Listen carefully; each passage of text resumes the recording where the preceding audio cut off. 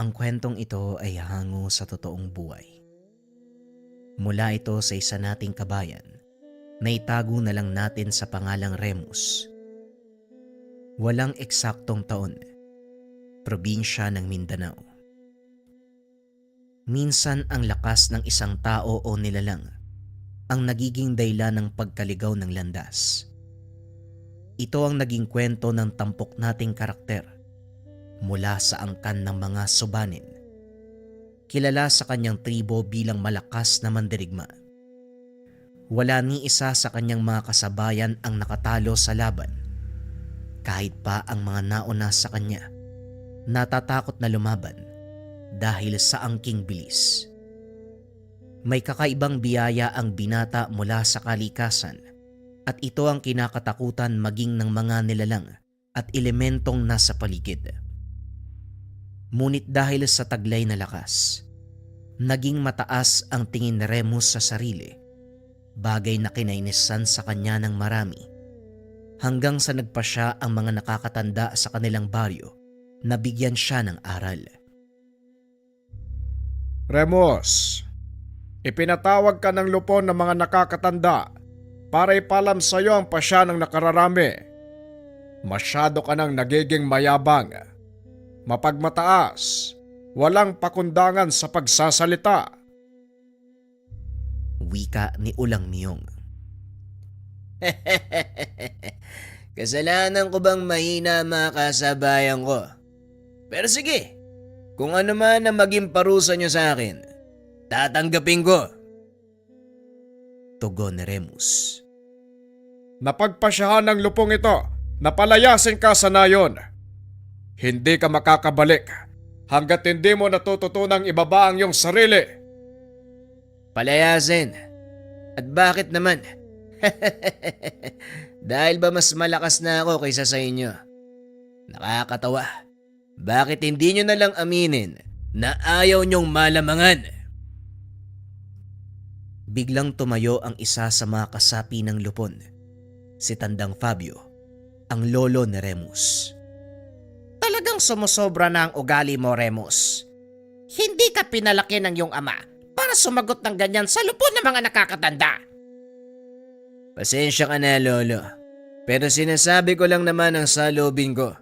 At alam kong naiinggit ang mga kababata dahil ako ang tumanggap ng mutya ng lawin mula kay ama. Na siyang malaking pagkakamali ni Duran. Noon pa man binalaan ko na siya na huwag magdidesisyon ng patalos-talos. Masyado ka pang bata para sa napakalaking gampanin. Hanga lang yung ama. Hindi angal si tatay. Alam niya nga ako lang ang karapat dapat na magmana ng kanyang mutya, kaya sa akin ito napunta. Malaki ang panghihinayang ko sa iyo, Remus. Inakala kong lalaki ka kagaya ng iyong ama. Marangal at mapagkumbabang mandirigma. Pasensya na rin ho kayo. Pero hindi ako kagaya ng tatay ko. Napagpasya na ang hatol. Pagsikat ng araw, ihahatid ka sa labas ng nayon. Sa oras na makalabas ka, wag na wag kang lilingon. Ituring mong wala na ang nayon. Huwag kang babalik hanggat wala ka napapatunayan. Kung yan ang gusto nyo, ngayong gabi mismo, aalis ako. Tugon ng binata. Akmang lalabas na sana ito ng bulwagan, ngunit hinarang siya ng mga bantay. Pasensya na pero hindi ka makakalis hanggat hindi sumisikat ang araw. Alam mo ang kaugalian. Mananatili kang nakakulong hanggang kinabukasan. Wika ni Tandang Fabio. Dinala ng mga bantay si Remus sa kubo at doon ikinulong. Hindi man ipinakita ng binata, ngunit masama ang loob nito sa naging pasya ng mga nakakatanda. Alam ni Remus na mali ang naging asal, pakikitungo sa mga katribo. Naging mapagmatas ito. Pinagmamalaki ang kakayahan. Gayunpaman, wala na itong magagawa dahil hindi na mababago ang pasya ng lupon. Habang nasa loob ng kubo, nagmumuni-muni. Biglang pumasok si Tandang Fabio. Ano po ang ginagawa nyo dito? Hindi ba nagpasya na kayo? Tama ka. Bilang kasapi ng Lupon, nakapagpasya na ako. Ngunit bilang lolo mo, alam mong hindi ko rin gusto ang nangyayari. Saan ba ako nagkulang, Remus? Hindi ikaw ang nagkulang, Lolo. Kung hindi ako, wala na ako magagawa eh. Hinarap ko na ang bunga ng aking mga pagkakamali. Simula nang mamatay ang iyong ama, ako na ang nag-alaga sa iyo. Kilala kita, Remus. Mabuti kang bata. Malayo sa nakikita ko ngayon. Kaya malaking katanungan sa akin kung ano nangyayari. Hindi ko rin alam, Lolo. Siguro tama lang ang naging pasya ng mga nakakatanda. Kailangan kong lumayo sa kinaugalian kong lugar para tuklasin ang mas malawak na saklaw ng mundo. Matalino kang bata, Remus. At alam kong malalampasan mo ang lahat ng ito. Kahit gaano pa kahirap ang pagdaanan mo, huwag na huwag kang susuko. Patunayan mo na isa kang subanin. Matapos ang pag-uusap, lumabas sa kubo ang matanda. Tumatak sa isipan ni Remus ang lahat ng mga sinabi ni Tatang Fabio. Hindi na nagawang makatulog ng binata hanggang sa sumapit ang pagsikat ng araw. Paglabas nito sa kubo, nakaabang na ang mga mandirigma ng tribo. Handa na siyang samahan palabas ng nayon. Ngayong araw ipapatupad ang hatol sa iyo, Remus. Ngunit huwag mo sanang isipin na ginagawa namin ito para lalo kang mapariwara. Naway gamitin mo ang panahon upang pagdilayan ang lahat ng ginawa at gagawin mo. Wika ni Tandang Miyong. Hindi na sumagot si Remus. Marahan itong naglakad habang nakatingin sa mapanghusgang mata ng mga katribo. Sa likod ng binata, nakaumang ang sibat ng kapwa mandirigma. Hindi para itaboy siya palayo, kundi para ipadama ang kanilang pamamaalam. Gaya ng nakaugalian, hindi na lumingon ang binata. Tuloy sa pagtakbo papasok sa kagubatan hanggang sa marating nito ang hangganan. Huminto ang binata, pinagmasdan ang malawak na patag. Sa hindi kalayuan, natanaw nito ang maliit na nayon. Hindi pamilyar kay Remus ang lugar, ngunit kailangan nito ng matutuluyan, kaya nagbakasakaling makahanap sa lugar na iyon. Pagpasok pa lang ng binata sa mismong nayon, napansin na nito ang mga kalalakihang nakaupo sa gilid. Pinaghahatian nila ang nahuling baboy ramo. Sa isip ni Remus, mga ngaso ang mga ito. Nagpatuloy sa paglalakad ang binata hanggang sa makaamoy ng nilulutong pagkain. Nakaramdam ng gutom ang binata, kaya sinundan nito ang pinanggagalingan ng amoy. Nang makarating si Remus sa bandang likod ng mga kabayan, nakita nito ang litsyong usa, nakasalang sa baga. Nagpalingon-lingon ang binata upang tignan kung may tao sa paligid. Nang masiguradong mag-isa lang siya sa lugar, walang pagdadalawang isip na sinunggaban ang pagkain. Bago pa man ito mahawakan ng litsyon, biglang may pumalo sa kanya. Ang lakas ng loob mong nakawin yung pagkain ko. Teka, hindi ka taga dito, no? Nilingon ni Remus kung sino ang humampas sa kanya.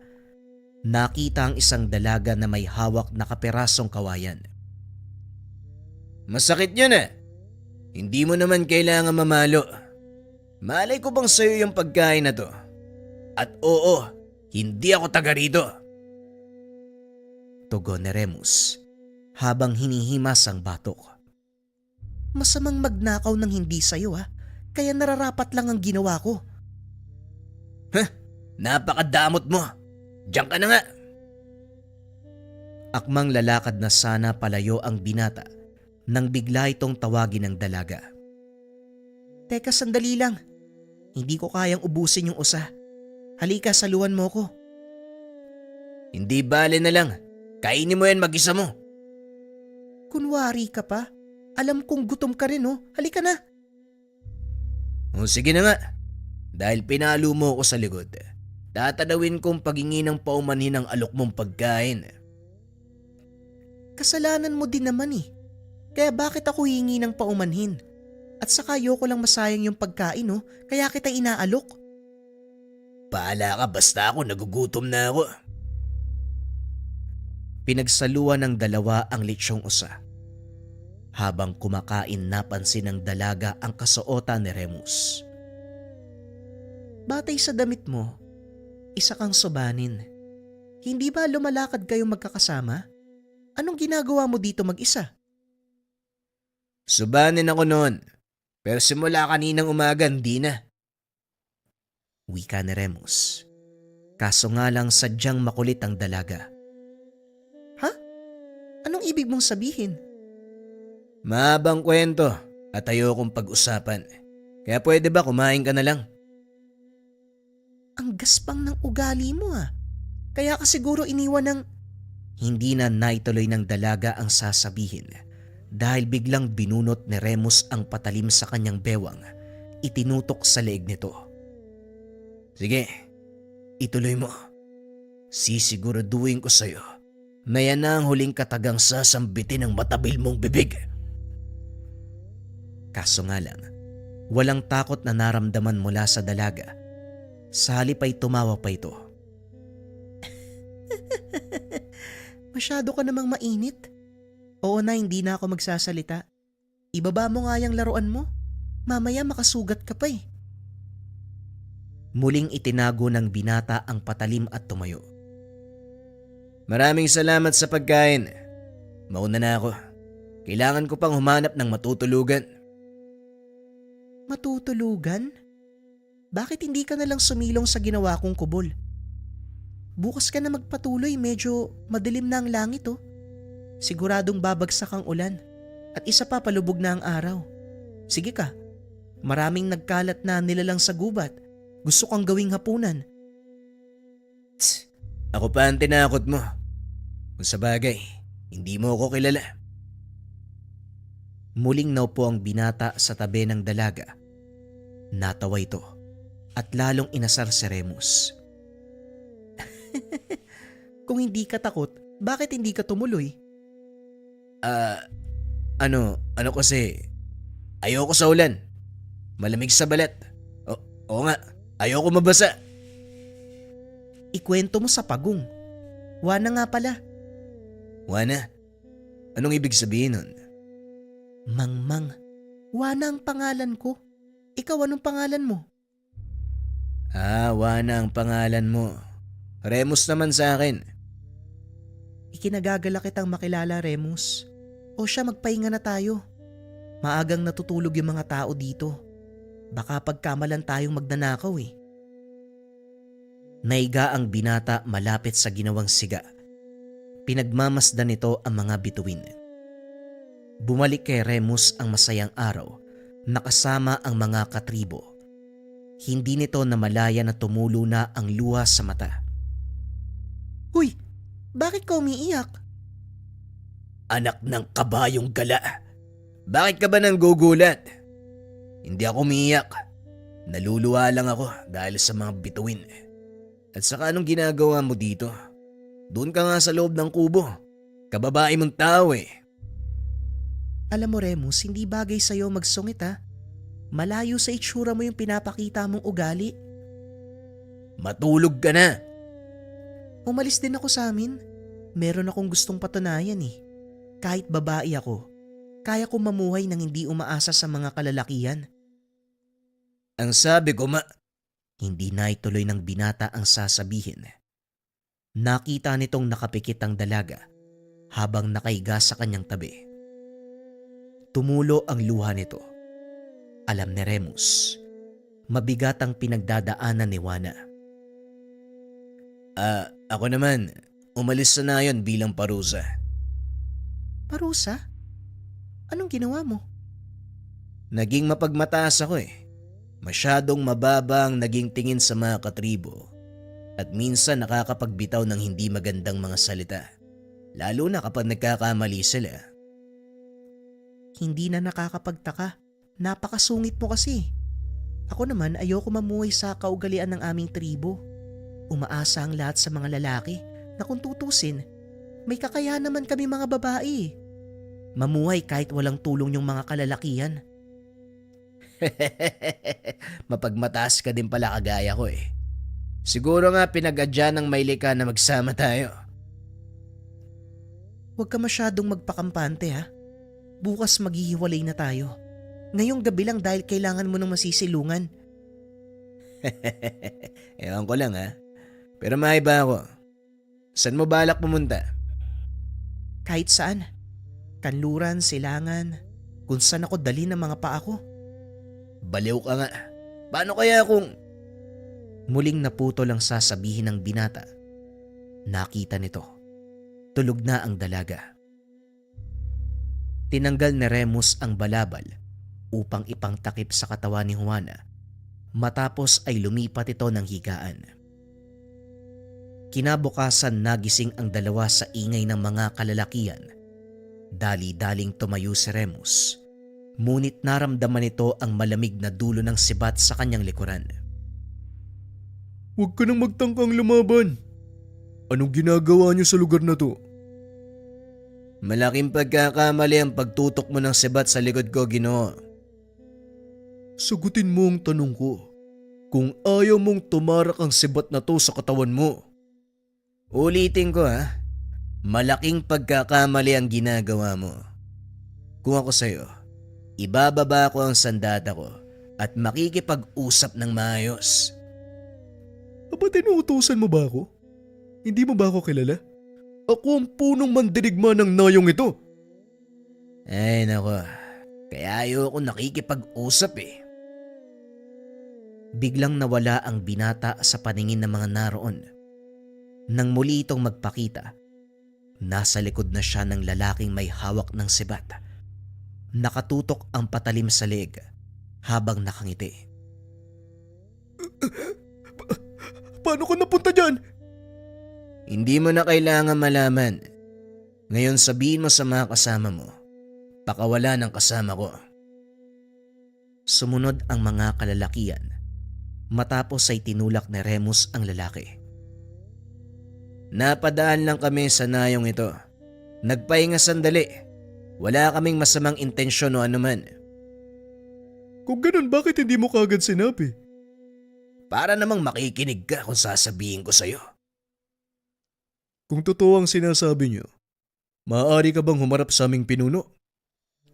Yun lang pala eh. Juana, tara. Sumama ang dalawa papunta sa tahanan ng pinuno ng nayon.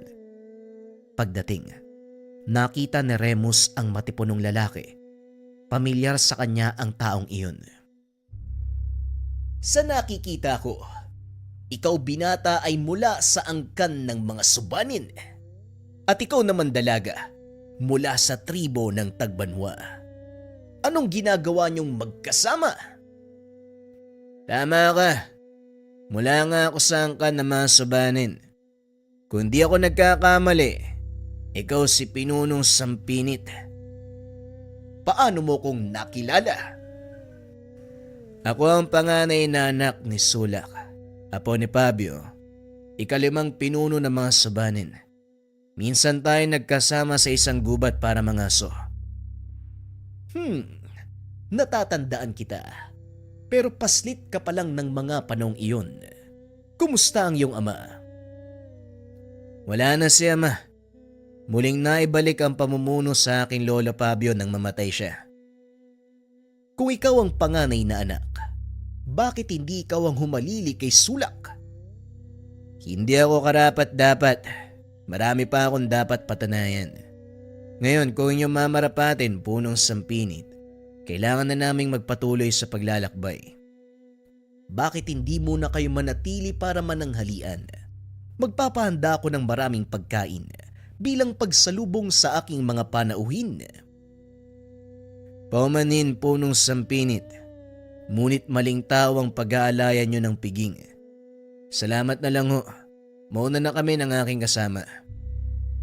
Kung yan ang gusto mo, adong, bigyan sila ng isang buhay na baboy ramo. Hindi na ho, Punong Sampinit. Kaya ko mangaso. Isa pa, Mabigat na pasanin ng buhay na baboy ramo. Oo nga naman. O siya, humayo na kayo mga kawal. Ihatid sila sa hangganan ng ating nayon. Ibang klase ka talaga, no? Nagawa mong tanggihan yung alok ng isang pinuno. Pareho lang kaming mula sa mataas na angkan. Kaya may karapatan akong tumanggi. Bilisan mo ang paglalakad. Teka, maalala ko. Paano mo nagawang mapunta sa likod ng mandirigma kanina? Yan ka na naman sa mga tanong mo eh. Mamaya ako na sasagutin ng mga yan. Kailangan muna nating makalayo sa lugar na to. Nagpatuloy sa paglalakad ang dalawa hanggang sa makarating sa gubat. Medyo tirik na ang araw kaya naisipan ng mga ito na magpahinga. Umakyat ng puno si Remus, samantalang si Juana naman nanatili sa panan. Nakaupo ang dalaga, pinagmasdan ang mga nagliliparang insekto. Maya-maya ay biglang tumahimik ang kapaligiran. Tumalon mula sa sanga si Remus. Lumapag ito sa harapan ni Juana. Hawak ang kanyang patalim. Anong nangyari, Remus? Huwag kang maingay. May paparating. Maya-maya nakita ng dalawa ang figura ng malaking nilalang. Palabas ito mula sa masukal na bahagi ng gubat. Nanlaki ang mga mata ni Juana dahil tila malaking unggoy ang mabilis sa sumusugod papunta sa kanilang kinakatayuan. Huwag kang aalis sa likod ko. Amumongo ang isang to. At siguradong malalasog ang katawan mo kung sakaling mahuli ka niya. Anong ginagawa niyan dito? Ang tanong, anong ginagawa natin dito? Teritoryo niya ang lugar na ito. Normal na protekta ng kanyang nasasakupan. Anong gagawin natin? Ako nang bahala. Basta wag kang gagawa ng kahit anong ikakagalit ng nilalang na yan. Marahang naglakad si Remus palayo kay Juana. Sinadya nitong lituhin ng nilalang para hindi mapansin ng dalaga. Ngunit sa kasamaang palad, dumampot ito ng kaperasong patpat. Bagay na ikinagalit ng amumongo. Sinabi ko, huwag kang gagawa ng ikakagalit ng nilalang eh. Bakit ba? Ano bang ginawa ko? Tumakbo ka na! Mabilis na kumilos ang dalawa habang hinahabol ng amumongo. Sa kasamaang palad, napunta sila sa gilid ng matarik na bangin. Wala nang pagpipilian ng binata kung hindi labanan ang galit na amumongo. Ayoko sanang gawin to, pero wala na akong maisip na ibang paraan. Dali-daling sinalubong ni Remus ang amumongo, gamit lamang ang kanyang kamao. Pinagsusuntok ang nilalang hanggang sa tuluyang bumagsak. Kinuha ng dalawa ang pagkakataon upang tumakbo. Bakit hindi mo nalang tinapos yung nilalang na yun? Hindi likas na marahas sa mga mumongo. Pinangangalagaan lang nila ang teritoryo kung saan sila nakatira. At bawat sanga, damo at bulaklak, halaman sa lugar na ito ay pinangangalagaan nila. Ito ang dahilan kung bakit nagalit siya nang damputin ko ang sanga kanina. Hindi na nagsalita si Juana dahil napagtanto nito. Totoo ang sinasabi ni Remus. Halos habulin ng dalawa ang kanilang hininga. Laking pasasalamat ng mga ito nang makalabas sila sa kagubatan. Nagpatuloy sa paglalakad ang dalawa hanggang sa makarating sila sa isang nayon. Pinili ng mga itong pumasok upang pansamantalang makapagpahinga. Ngunit laking gulat ni Remus dahil may bungo ng taong nakasabit sa paligid. Mukhang maling nayon ang napasukan natin, Juana. Oo nga, parang baryo ng mga aswang ang lugar na to ah. Halika na Remus, lumabas na tayo.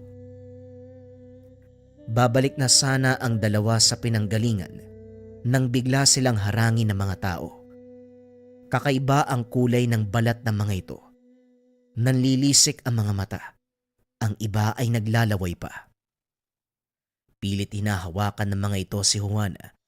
Tinatapik naman ni Remus ang kamay ng mga ito.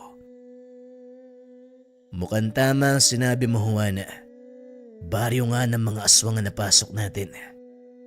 Huwag kang lalayo. Manatili ka sa likuran ko.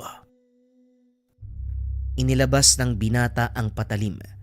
Nilabanan ang napakaraming aswang. Dito na namalas ni Juana ang malaagilang kilos ni Remus. Kakaiba din ang linaw ng paningin nito. Medyo palubog na ang araw ng mga oras na yun. Ngunit walang kahirap-hirap na nakikipagsabayan si Remus sa mga kalabang aswang. Patuloy itong nakikipaglaban hanggang sa makalabas sila sa nayon. Tinamaan ng lintik. Mukhang minamalas tayo May balat kaya sa... Huwag mo nang ituloy yung sasabihin mo. Sasampalin kita. Ay naku, ano bang kapalaran to? Akala ko makakapagpahinga na. Oo nga kahit saan tayo magpunta may nakaabang na panganib. Ang mabuti pa, manatili na lang tayo sa isang lugar. Mas mabuti pa nga pero wag dito. Hindi kalayuan yung baryo ng mga aswang Siguradong maglalagalag ang mga yun para maghanap ng pagkain. Ayoko maging hapunan, Remus Huwag kang mag-alala, akong bahala sa'yo. Halika, subukan nating magpunta sa gawing kanluran. Naglakad ang mga ito hanggang sa makarating sa malawak na kapatagan. Gumawa ng siga ang dalaga at nangaso si Remus upang meron silang kainin. Habang naghahanda ng nahuling hayop, hindi maiwasan ni Juana ang magtanong. Yung ginawa mo kanina sa baryo ng mga aswang, bakit parang agila ka kung kumilos? Aswang ka din ba? Hindi ako aswang. Ang kakayahang ginamit ko kanina ay mula dito. Tugon ni Remus. Sabay pakita ng suot niyang kwintas, gawa sa pinatuyong paa ng agila. Ano naman yan? Paa ng manok? Konti na lang talagang kukutosan kita Mutya ng lawin ang tawag dito mula sa aking ama. Kung paano niyang nakuha hindi ko alam. Pinasa niya lang sa akin bilang panganay na anak. Kung ganun, nagkakaroon ka ng malaagilang kakayahan? Kaya mong lumipad? Gusto mong maranasan? O sige, paano ba? Iahagis kita dyan sa bangin. Para kang timang kung magtanong, mukha ba ako may pakpak? Kakayahan lang ng lawin ang nakuha ko, hindi kasama ang paglipad. Malay ko ba? Pero ang lakas mo kanina Parang humahanga tuloy ako sa'yo. Tigilan mo ako, Juana. Matulog ka na. Ako magbabantay. Nagpatuloy ang pagsasama ng dalawa sa loob ng mahabang panahon. Lingid sa kalaman ni Remus, unti-unting tinuturo sa kanya ni Juana ang magpakumbaba. Napapansin din ng binata, unti-unting nawawala ang pagiging bugnutin. Kung minsan, nakikita nito ang sarili, nakikitawa sa mga sinasabi ni Juana. Ngunit sabi nga nila, lahat ng simula may wakas. Isang umaga, habang naghahanda sa paglalakbay, nilapitan ng isang kalalakihan mula sa kanilang tribo si Remus. Naisip parating ni Punong Fabio, maaari ka nang bumalik sa nayon. Nagbibiro ka ba, Ligbos? Si Lolo magpapasya na pabalikin ako. Yun ang utos sa mga nakakatanda. Sumusunod lang kami. Kilala ko si Lolo. Hindi niya ako ipapatawag ng walang dahilan. Kaya magsalita ka, Ligbos. Ano ang totoong nangyayari sa nayon? Ikinalulungkot kong ibalita, Remus. Pero wala nang Lolo Fabio mo. Kailangan may humalili sa kanya bilang pinuno. Kung hindi, mabubuwag ang ating tribo. Natahimik ang binata. Pinagmasdan si Juana. Nakaramdam ito ng awa. Sandali lang. Pwede niyo ba kaming iwanan? Masusunod, Remus. Kagad umalis ang mga mandirigma. Kinausap naman ni Remus ang dalaga. Paano ba yan? Pinapabalik na ako sa aming nayon. Kung gusto mong sumama, pwede naman. Hindi na lang siguro. Hindi ako parte ng tribo nyo. Babalik na lang ako sa amin. Buo na ba ang pagpapasya mo? Oo naman, wala na ako makakasama eh. Sumama ka na lang sa akin, Juana. Alam ko ang katotohanan tungkol sa nayong pinagmulan mo. Wala ka nang babalikan. Nagulat si Juana sa mga sinabi ng binata. Hindi nito akalain. Alam ni Remus ang katotohanan sa likod ng kanyang paglisan. Paano mo nalaman? Hindi na mahalaga, Juana. Ayokong ungkatin ang masasakit mong alaala. Sumama ka sa akin. Mamuhay ng mapayapa sa aming nayon. Sumama ang dalaga kay Remus. Ipinakilala niya ito sa lahat. Nakita din ng mga katribo ang malaking pagbabago sa ugali at pananalita ng binata. Tinanghal na pinuno si Remus. Kalaunan ay kinasal kay Juana. Nagkaroon ng sariling pamilya. Malaki ang naitulong ng dalaga sa pagbabago ng ugali ni Remus. Aminado naman ng binata na yon ang unang pagkakataon na may nakilala siyang halos kapareho ng ugali. Tuluyang nagbago ang pananaw ng binata sa buhay. Naging mas mapagkalinga ito sa kanyang nasasakupan. Mapagkumbabang pinuno, na handang makinig sa payo ng mga nakakatanda. Kinilala si Remus bilang patas at mabuting pinuno. Maging si Juana tinanggap ng mga Sobanin bilang isa sa kanila. Hindi inakala ni Remus na tuluyang magbabago ang kanyang buhay. Napagtanto nito na mas masaya ang kapaligiran kung nagkakasundo. Walang taong nagtataniman ng sama ng loob sa isa't isa. Buong pusong pinamunuan ng mag-asawang Juana at Remus ang Sobanin. Hanggang ngayon sa kasalukuyan, bagaman lumang kasaysayan, may ilang pa ring nakakalam ng kwento tungkol sa isang mandirigma na nabiyayaan ng kapangyarihan mula sa mutya ng lawin.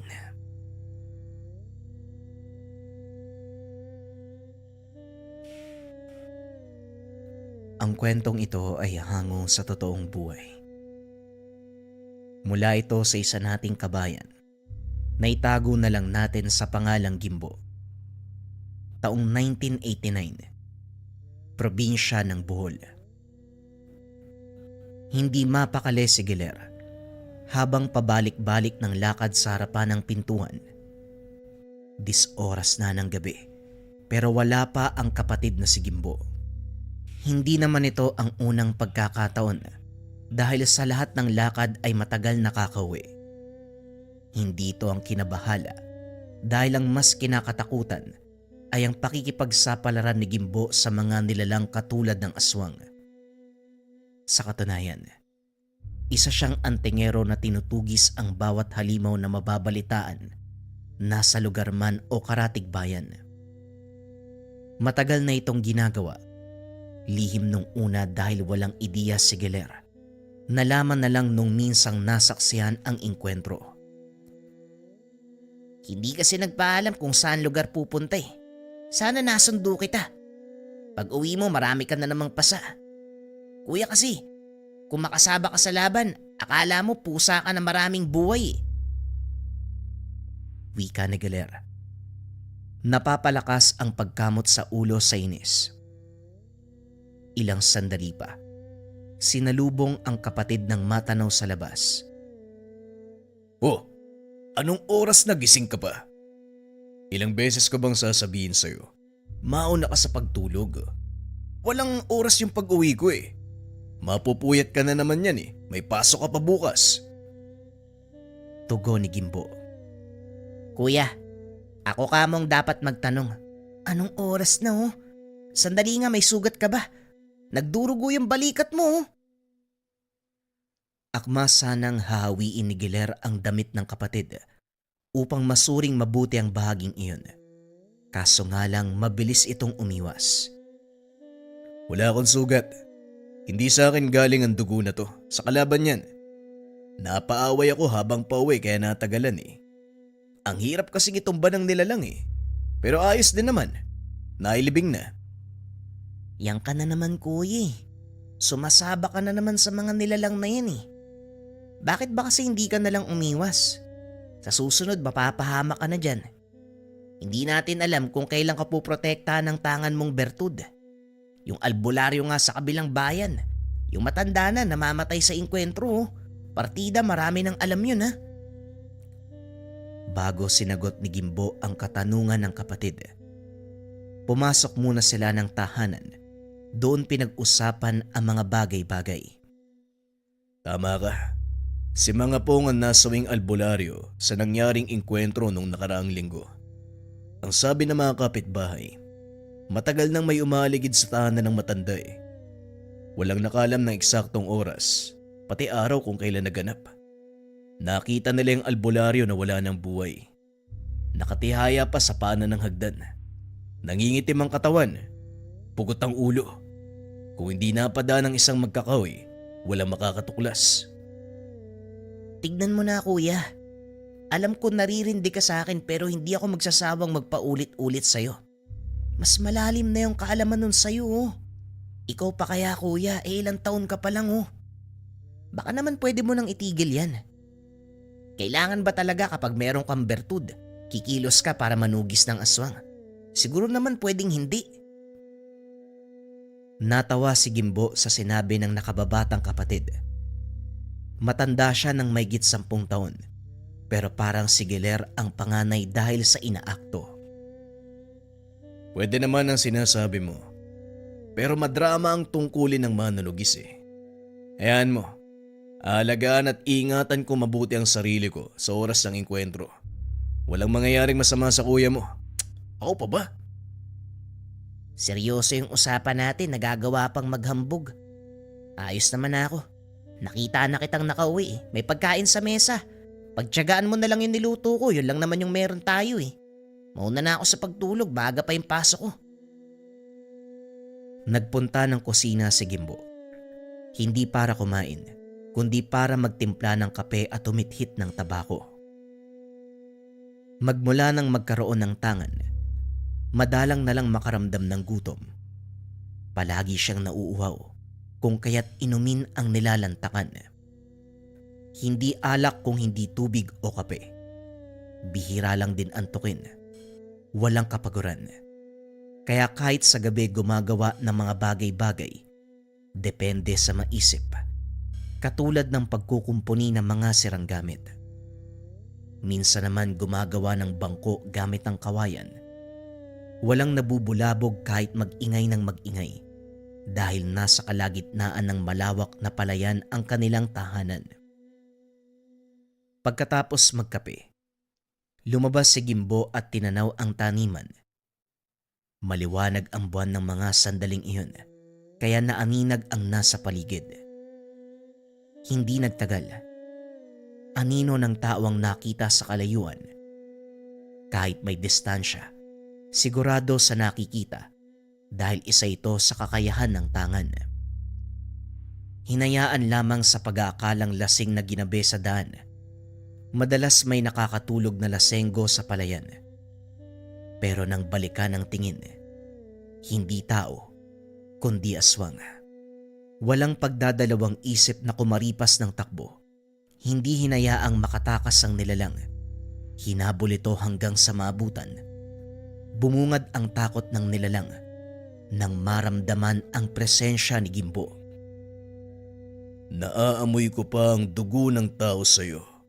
Yung dugo ng biniktima mo. Saang lugar ka ng biktima? Wika ni Gimbo.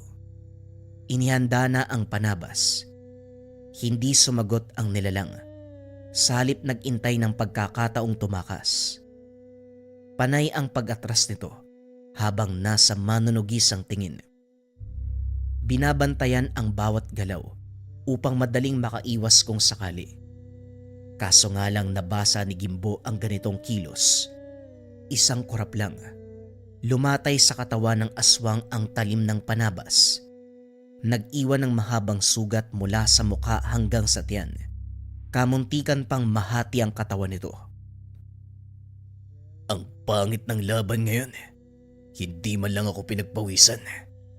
Kaya ayoko nakikipagto sa ordinaryong aswang katulad ng isang to eh. Nakakawalang gana. Kinabukasan, maagang nagtungo sa pamilihan si Gimbo upang makabili ng kakailanganin sa bahay. Habang abala sa pagtitingin sa mga paninda, napansin niya ang pamilyar na presensya. Hindi pa ito nakikita pero nakilala na. Pagkatapos magbayad, dumiretso sa pag-uwi. Ilang sandali pa ay natigilan. Hinarang siya ni Arnold, isang lalaki na may lahing aswang na palaging naghahamon ng away. Parang nagmamadali ka yatang umuwi ah. Halika dito. Magsubukan muna tayo. Papawis ba? Sa ibang araw na lang. Marami pa akong gagawin sa bahay ngayon eh. Pero bakit ba nagyayaya ka tuwing tarikang araw? Ayaw mo ba sa gabi? Pabor pa yun para sa'yo. Bakit naman kailangan sa gabi? Kung pwede namang gawin sa umaga. Mas mainam maliwanag. Maraming makakanood. Maraming makakakita. Naduduwag ka na naman ah. Hindi ka pumapalag. Sino bang naduduwag sa atin? Sa tuwing babanggitin ko ang salitang gabi, doon tayo magtuos. Ayaw mo kong paunlakan. Nagbago ang reaksyon ng kausap. Nagmamadaling umalis nang makitang may grupo ng magsasaka na papalapit sa kanilang kinalalagyan. Tumabi si Gimbo. Hinayaan ang mga ito na makadaan. Sumunod na rin siya. Nagmamadaling umuwi para maabutan ang kapatid. Kaso nga lang nakaalis na ito. Kagad ding kinutuban ng mapansin ang mga kalmot sa lamesang nasa bakuran. Bagong hulma lamang ito at noong nakaraang araw, siya mismo ang gumawa. Wala itong gasgas. Sinuri ng mabuti ang mga kalmot. Hindi gawa ng anumang patalim o matulis na kahoy o anumang bakal. Inamoy ang aroma. Samyo ng nilalang. Sira ulong Arnold. Dumaan pa talaga dito sa bahay para magkalat. Nagyayabang sa ganitong paraan, pero hindi naman kayang pumalag sa gabi. Makalipas ang ilang sandali, napansin ang paparating na magsasaka. Kagad sinalubong dahil papalapit sa bahay. Kimbo, mabuti na abutan kita. Akala ko nakikigapas ka ng palay sa kabilang taniman eh. Yung kapatid mong si Giler, pinapasundo ng maestra na himatay. Dali-daling tumakbo si Gimbo papunta sa paaralan. Naabutan sa isang silid ng kapatid. Nakaiga at wala ng malay. Naroon ang mga guro. Nagbigay ng paunang lunas. Hinihilot ang kamay at noo. Magalang siyang bumati sa mga ito. Humingi ng permiso na iuuwi si Giler. Habang buhat-buhat ang kapatid, alam niya na merong nakasunod. Kahit malayo, nararamdaman ang presensya nito. Tumigil sa paglalakad si Gimbo. Sumilip sa likuran. Nakita niyang nasa likod ng puno si Arnold. Lumabas ito upang magpakita sa kanya. Ngumiti ng nakakaloko at kumaway. Hindi naman na pinansin pa ni Gimbo. Mas inuna ang kapakanan ng kapatid. Pagsapit ng hapon, nagkamalay na ang bunso matapos mabigyan ng gamot. Batay sa pagsusuri ni Gimbo, tigal po sa hangin ang tumama sa kapatid upang mahilo at mawalan ng malay. Kuya, pasensya ka na. Pumunta ka pa sa paaralan. Si Arnold. Siya po yung huli ko nakita. Nasa malayo lang siya habang nakatingin sa akin eh. Yung huli ko naaalala, kinumpas niya po yung kamay niya. Tapos tinuro ako eh. Ayun, sumakit yung ulo ko tapos nawalan na ako ng malay. Naikuyom ni Gimbo ang mga kamao nang marinig ang sinabi nito. Talagang hindi titigil ang baliw na yan. Sumusobra na. Panahon na para bigyan ng leksyon. Siguro kuya, hindi naman kailangang umabot sa ganyan. Talagang makulit lang si Arnold, 'di ba? Titigil din yun. Hindi ordinaryong tao si Arnold Giler. Gumagawa siya ng paraan upang mangbiktima ng iba at ako ang pinupunterya niya. Maaaring sa paningin ng mga kabaryo natin, makulit na tao lang si Arnold. Pero ang totoong katauhan niya, delikado. Natahimik si Geller sa nalaman. Buong akala normal na tao si Arnold na may ugaling mapang-asar at palaging naghahamon ng gulo. Lingid sa kalma ng lahat, isa siyang nilalang na dapat katakutan. Hindi ko alam yun, kuya. Pasensya ka na, ha? Palagi ko pa namang kinakausap yun. Huwag ka mag-alala. Mamayang gabi, dadalawin ko yun sa tahanan niya. Tignan natin kung anong gagawin niya. Gusto sanang pigilan ni Geller ang kapatid kaso ayaw magpaawat. Lumakad na ito gaya ng sinabi. Pinuntahan ang tahanan ni Arnold, kaso nga lang walang nakita. Nagpatuloy sa paglalakbay si Gimbo. Sa bandang unahan, 2 estudyante ang nakita. May dalang sulo habang naglalakad. Alam na ni Gimbo ang mangyayari sa mga ganitong pagkakataon. Siguradong may tatambang sa kanila. Hindi nga ito nagkamali dahil pagdating sa unahan, ganun na lamang ang pagsigaw ng 2 kababaihan. Isang nilalang ang nagpakita. Kaso nga lang ang ipinagtataka ni Gimbo, ang samyu na taglay ng aswang, hindi kagaya kay Arnold. Ibang nilalang ang makakarap sa ngayon. Tinakpan niya ang muka gamit ang dalang panyo at saka inagaw ang atensyon ng nilalang. Buong puwersang tinadyakan ng katawan nito. Tumalsik ang nilalang sa puno pero kaagad ding bumangon. Kayong dalawa, sige na, umalis na kayo. Hoy Ulupong, huwag mo nang subukang sundan dahil hindi ka makakalagpas sa lugar na ito. Isa lang ang mangyayari ngayong gabi. Isa ang mamamatay sa atin. Hinugot ni Gimbo ang panabas mula sa nakasugbit na kaluban. Naghanda sa pag-atake ng nilalang. Hindi nagtagal nagsimula ang sagupaan sa pagitan ng dalawa. Panay ang pagsugod ng aswang. Mga ataking hindi pinag-iisipan. Halatang hindi pa sanay makipaglaban. Sinalubong ito ng patalim ni Gimbo. Buong puwersang binaon ang dalang patalim sa lalamunan. Inikot pa ito ng ilang beses upang lumala ang tama. Ay nako, paulit-ulit na lang. Bakit ba puro mahinang aswang yung nagpapakita? Hindi rin nag-iisip ano. Alam nang meron akong hawak na itak, talagang sasalubungin pa. Ay, mangmang. Matapos ng kaganapan ay sinunog ang bangkay ng aswang. Pagbalik sa daanan, nahinto dahil nasulyapan ang tahanan ni Arnold. Walang senyales na may tao, kaya dumiretso na lamang sa pag-uwi. Sa loob-loob ni Gimbo, umiiwas ito sa kanya. Kung nagtatago si Arnold sa gabi, kabaliktaran naman ang nangyayari sa araw.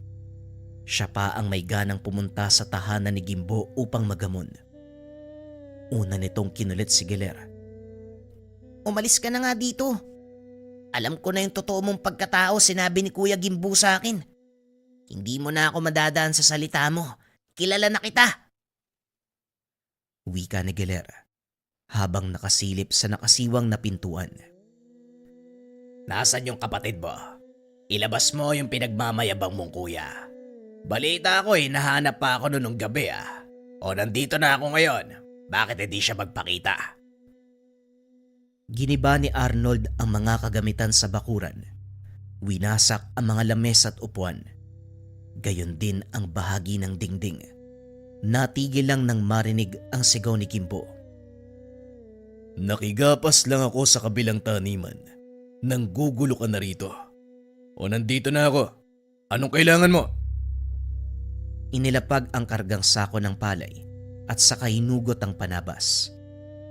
Kagad namang umatras si Arnold pero ipinagpatuloy ang pangaasar.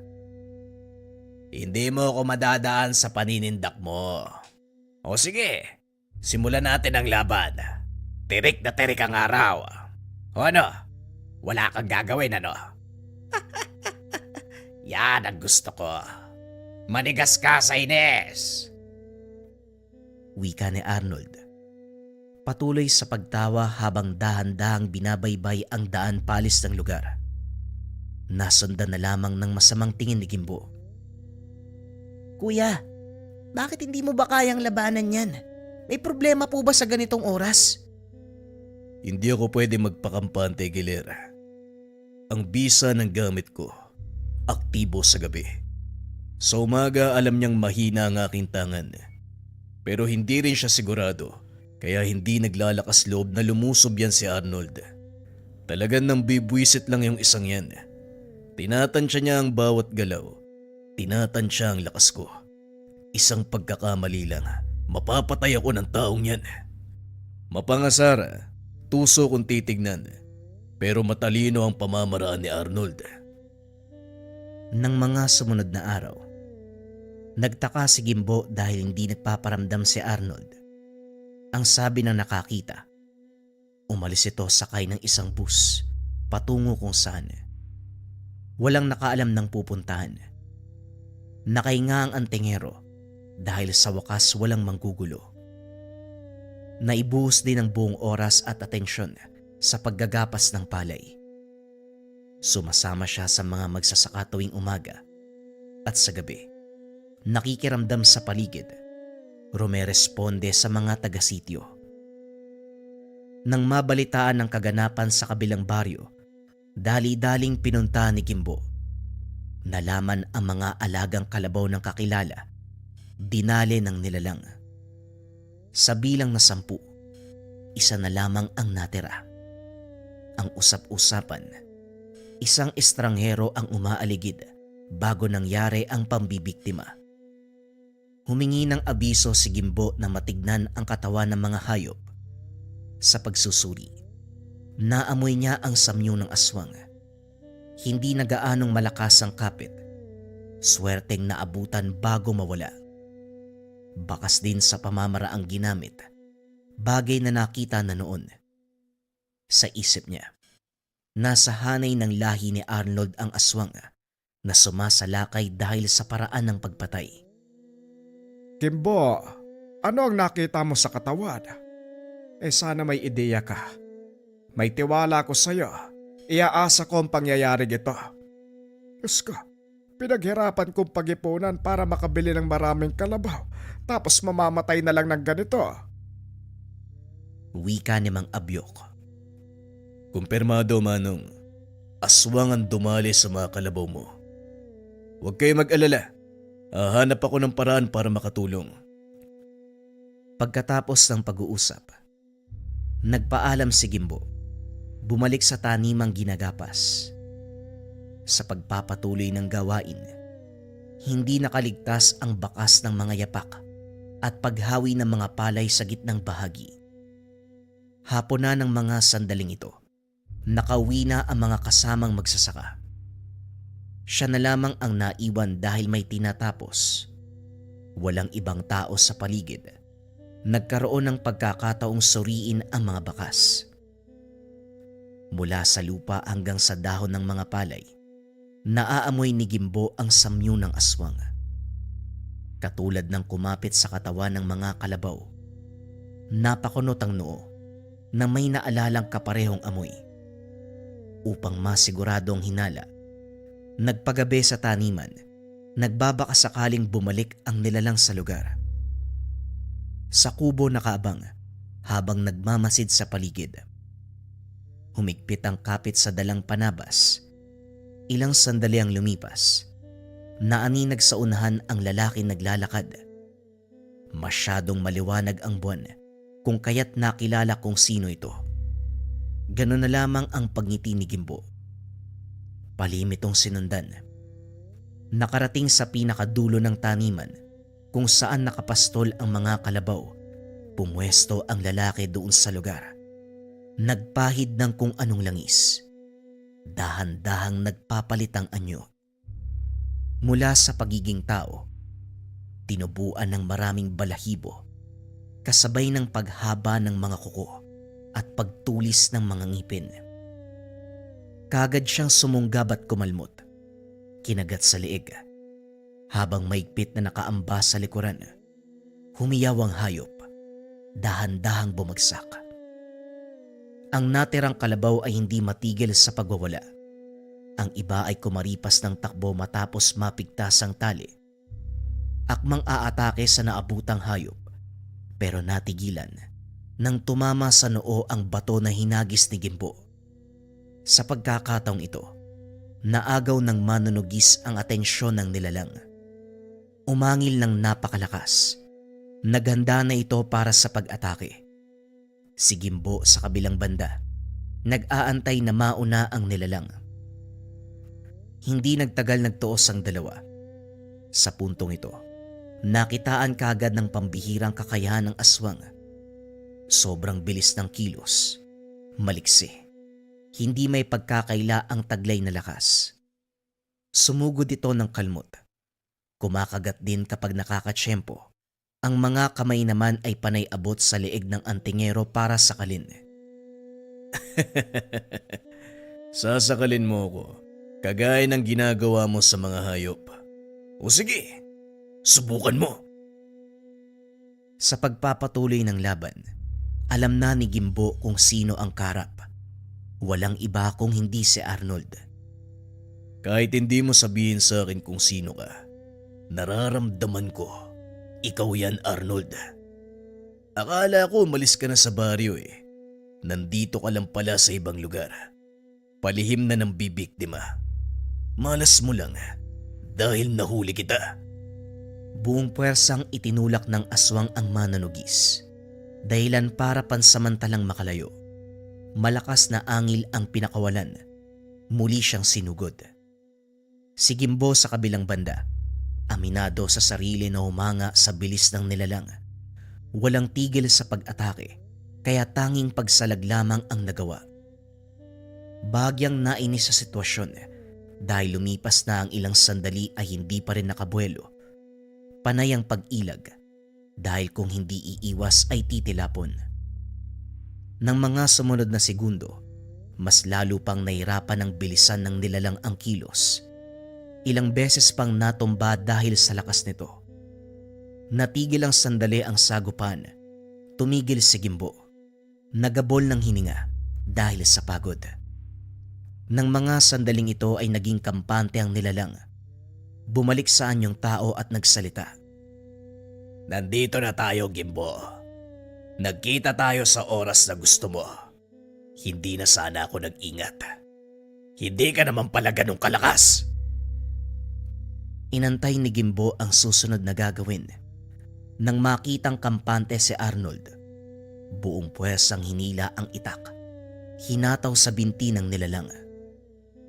Umangil lang napakalakas si Arnold. Ininda ang napinsalang bahagi ng katawan. Kagaya ng inaasahan, Arnold. Masyado kang mabunganga. Kaya yan din ang naging kahinaan mo. Hindi sumagot si Arnold. Panay lamang ito sa pagdaing. Sinubukan pang tumakas. Dahan-dahang gumapang. Sa sobrang bagal ng pag-usad, nakuha pang humithit ng tabako ni Gimbo. Nang mapansing bagyang nakalayo, sinundan at hinila ang buhok. Pinayagan kitang gumapang, pero hindi ko sinabi na pwede kang lumayo. Wika ni Gimbo. Hinampas niya ang ulo ni Arnold sa lupa at muling binalian upang hindi na makagalaw. Naupo sa malaking bato si Gimbo. Pinapanood ang paghihirap ni Arnold. Maawa ka, Gimbo. Hindi na ako manggugulo. Hindi na ako mambibiktima sa atin. Aalis na ako. Lilipat ako sa ibang lugar pakiusap. At sinong baliw na tao na papayagan kang mabuhay? Gayong alam ko na mambibiktima ka sa ibang lugar. Parang naging kasabot mo pa ako sa mga pambibiktima mo. Hindi pwede. Pasensya ka na, kaibigan. Pero kailangan mo nang mamatay. Huling wika ni Gimbo. Sinaksak niya ang leg ng aswang. Ilang beses na pinaikot ang talim upang mas lumala ang pinsala. Pagkatapos nun, pinugutan ng ulo ang aswang. Sinunog ang buong katawan.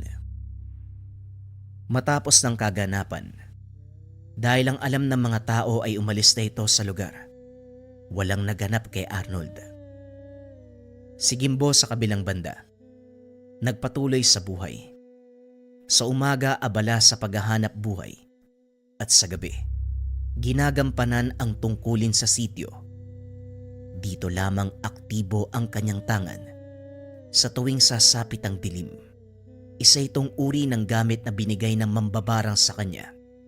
Isang uri ng kulay pulang bato. Galing man sa kaliwa ang nabigay na tangan, ginagamit niya naman ito para sa kabutihan. Ito ang pinanghawakan ni Gimbo nang iwanan sa kanya ng maestro ang tangan. Hindi niya sinundan ang yapak nito, na ginagamit ang kaalaman upang mamerwisyo sa ibang tao. Ginamit niya ang bertud ng pulang bato upang makatulong sa kapwa.